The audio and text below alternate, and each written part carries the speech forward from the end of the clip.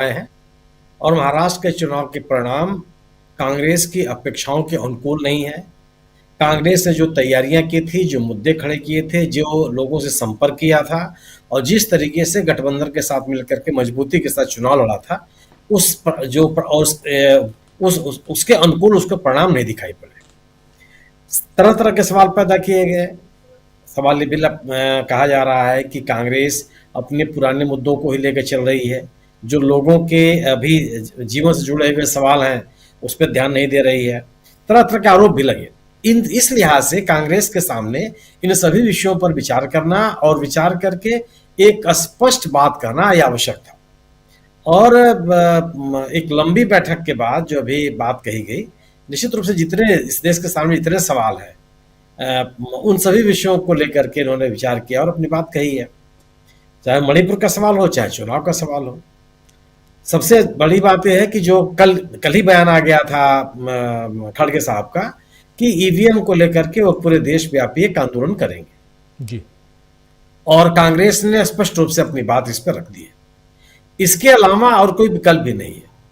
EVM का सवाल भी खड़ा होगा लोगों के बीच में और लोगों के बीच में कांग्रेस को जाने का ही मौका मिलेगा फिर से। और कांग्रेस के पास यह इसके लिए आवश्यक हो गया है कि वह अपना पब्लिक कनेक्ट और बेहतर करे, क्योंकि इसमें तो कोई राय नहीं है कि लोगों के बीच में जो विश्वसनीयता है वह कांग्रेस की है। कांग्रेस ने उस विश्वसनीयता को और बढ़ाया है। लोग जो गैर बीजेपी राजनीति करना चाहते हैं या गैर बीजेपी ताकतों के साथ जाना चाहते हैं, उनका विश्वास कांग्रेस की तरफ ही है। और इस बात को बनाए रखने के लिए कांग्रेस के पास केवल बयानबाजी से अलग जनता के बीच में जाने की बात जो खड़गे साहब कर रहे हैं, उससे बेहतर कोई विकल्प है नहीं। और इसी के माध्यम से आप बीजेपी को चुनौती भी दे सकते हैं। बीजेपी जितने तरह के आप अभी अपने प्रधानमंत्री जी का भाषण सुनाया, प्रधानमंत्री जी बात तो कर रहे हैं कि महाराष्ट्र जीत गए, हरियाणा जीत गए, झारखंड हार गए और जीतने के जितने हथकंडे हो सकते हैं सब आपने अपना लिए। ध्रुवीकरण की कोशिश कर ली, आदिवासियों को बांटने की कोशिश कर ली, कारपोरेट का उपयोग आपने कर लिया, तमाम शक्तिशाली लोगों को आपने लगा दिया, बेटी रोटी माटी सब आपने कर लिया। बावजूद इसके लोग आपके साथ आपकी बात सुनने के लिए तैयार नहीं हुए और आपको एक बहुत ही शर्मनाक पराजय का सामना करना पड़ा। उसका उल्लेख तो नहीं करते। जी, पश्चिम बंगाल में इतने प्रयासों के बावजूद आपकी दाल नहीं गली, इसकी बात नहीं करते हो। इसी महाराष्ट्र में लोकसभा के चुनाव हार जाते हैं, इसकी बात नहीं करते। कर्नाटक में कोई चुनाव नहीं जीत पाते, उन्होंने उपचुनाव का भी उल्लेख किया। कर्नाटक की तीन सीटों में कोई भी सीट का बीजेपी को नहीं मिलती, इसकी भी चर्चा वो नहीं करते। वो ये भी नहीं बताते हैं कि मणिपुर की वजह से मेघालय के उपचुनाव में वो चौथे नंबर पर चले गए, इसकी बात भी वो नहीं करते। जी। वायनाड में बड़े बड़े दावे किए गए थे। पिछले चुनाव में प्रधानमंत्री जी ने क्या कहा था राहुल गांधी के लिए कि भगोड़े हैं, अमेठी से भाग करके आए और यहां से भाग करके जाएंगे, और वहां तो उन्होंने फूटा कर दिया। जितने मतों से राहुल गांधी ने जीते थे, उससे ज्यादा मतों से प्रियंका गांधी जीत के चली गई और भारतीय जनता पार्टी की उम्मीदवार तीसरे नंबर पर चली गई। यह भी तो एक राजनीतिक सच्चाई है। तो केवल ये महत्वपूर्ण है कि कांग्रेस चुनाव हार गई महाराष्ट्र का या हरियाणा में सत्ता में नहीं आ पाई। निजी तौर पर मैं हरियाणा में पराजय नहीं मानता हूं बीजेपी, अरे कांग्रेस की हार नहीं मानता। मैं मानता हूं कि वह अपने प्रबंधन में उससे चूक हुई। चुनाव कैसे जीता जाता है, कैसे तैयारी की जाती है, उससे उसकी चूक हुई, मैं ये मानता हूं। लोग उसको स्वीकार कर दिए, ये मैं नहीं मानता, क्योंकि लोगों ने जम वोट दिया। यही नहीं, जहां बीजेपी का उम्मीदवार जीता है वहां भी लोगों ने बीजेपी के खिलाफ खड़े उम्मीदवारों को बड़े पैमाने पर मतदान किया। तो बीजेपी के में कोई हार हो गई हो कांग्रेस की हरियाणा में, निजी तौर पर मैं इसको स्वीकार नहीं करता। खैर, ये जरूर है कि सत्ता में वो नहीं आ पाए, लेकिन महाराष्ट्र में हार हुई। लेकिन जो बात अनिल सिन्हा जी कर रहे थे कि बीजेपी के खिलाफ कांग्रेस के पास जो सबसे बड़ी ताकत है वह है नैतिकता की, वह है जनता से जुड़े रहने की, वह है कि बीजेपी जिस सीमा तक चुनावी लाभों के लिए जा सकती है, कांग्रेस अभी जाती हुई कहीं दिखाई नहीं पड़ी। वो अपनी नीतियों की बात करती है, अपने कार्यक्रमों की बात करती है, देश में जो सवाल है उनकी बात करती है। अडानी का जब सवाल वो पैदा करती है तो थोड़ी करती है कोई अडानी से उसकी दुश्मनी हो। अडानी अगर अडानी से व्यक्तिगत दुश्मनी होती तो कांग्रेस सरकार अडानी के साथ काम क्यों करती?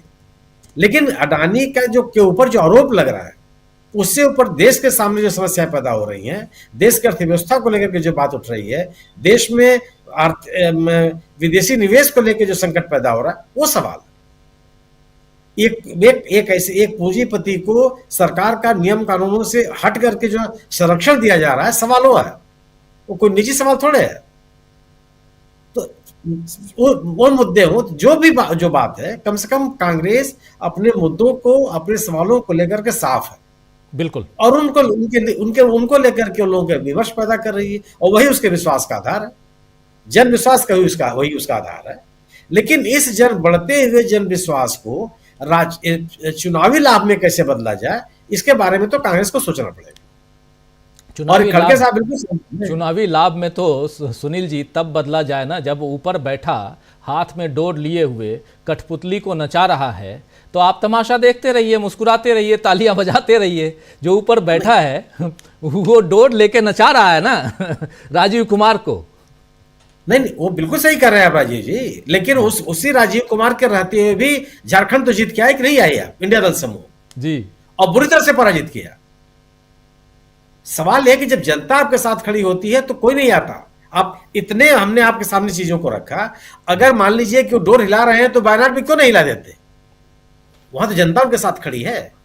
और जैसे चुनाव लड़ा जाता है, जो राहुल गांधी ने उस संसदीय क्षेत्र को बहुत संभाल कर रखा है पिछले 5 सालों में, अपनी लोकप्रियता को बरकरार रखा। अन्यथा कोई ऐसी कोई वजह थोड़ी नहीं थी कि वहां पे एक क्रॉस करना चाहूंगा, एक सुनील जी माफी चाहता हूं, क्रॉस करना चाहूंगा।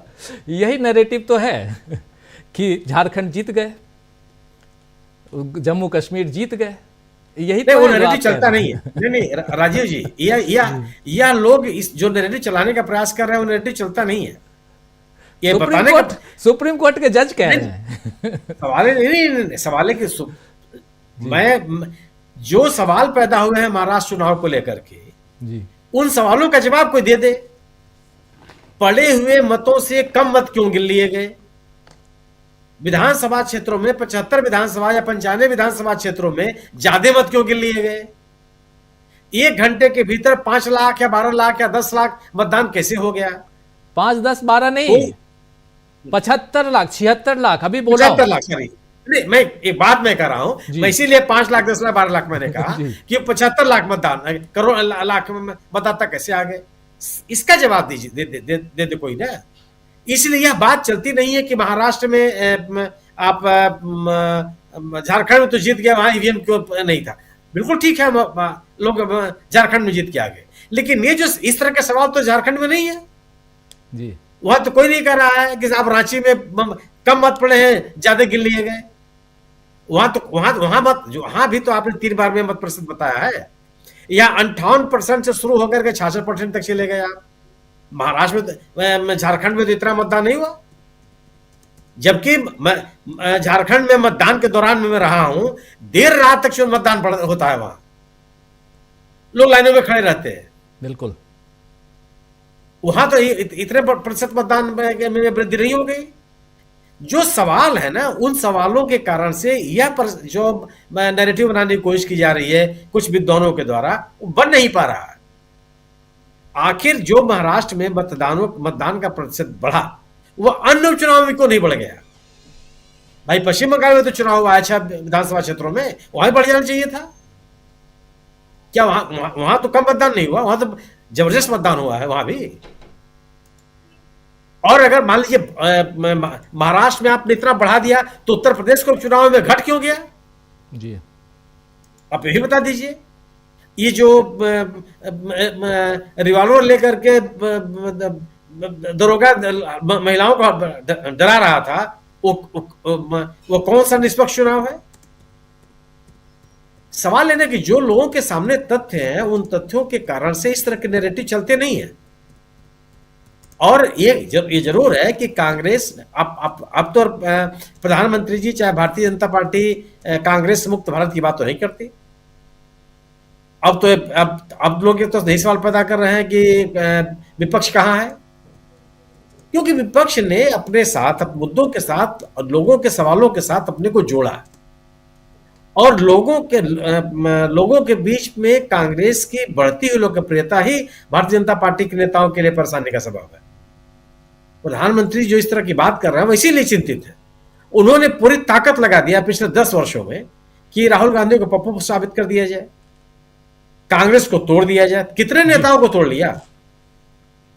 और इसी बात के लिए तो अगर कांग्रेस से कोई चुनौती नहीं थी तो ठीक है, पड़े रहिए, अभी क्या दिक्कत है, लेकिन वो तो नहीं हो पाया।